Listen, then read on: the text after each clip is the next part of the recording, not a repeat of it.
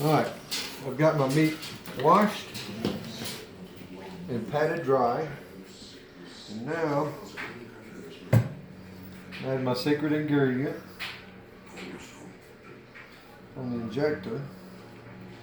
And you want enough to where it begins to swell in different parts of the meat. This will also give it some flavor inside the meat.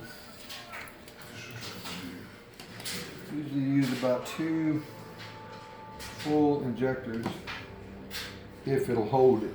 Depending on the size of the meat, sometimes it will, sometimes it won't. Now, I got this from everybody being involved in this family, putting in different ideas for the meat.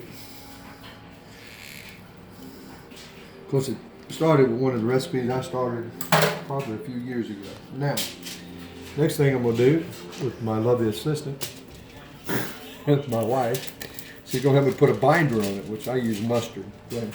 I get that from my buddy Jimmy Reed. It works good. I don't use a whole lot because I don't want to. I want some seasoning with it, but I want the seasoning to actually be able to penetrate the meat. All right, a little bit more on there.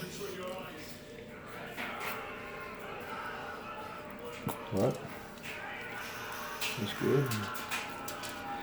Like I said, just enough to help the seasoning bind to the meat. And then the renderings are going to help do the rest of the work. And the cooking, slow cooking. All right, now, with my lovely assistant again, she's going to start shaking some of the seasoning on. Actually, I can do that. You're going to have to. This is the blended family recipe. It's got a little bit of something that everybody added.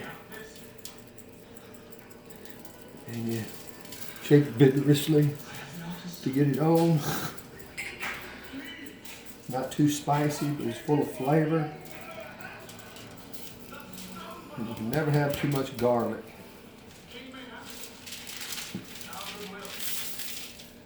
Somebody says too much garlic. We don't need that type of negativity in our lives.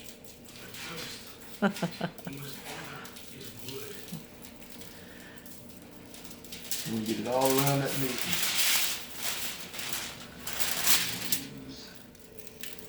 We have a master chef in the making. I've been cooking for a long time.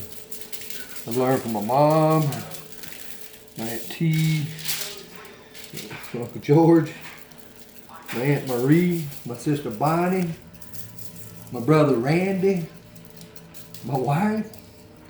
Oh, I've learned from some of the greatest cooks you could ever imagine. And I've probably been cooking since I was about 7.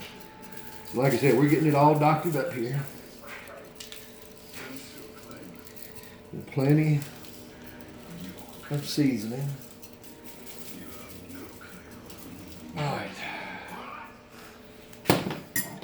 Now, we're going to fold that up. I'll wrap that up tightly.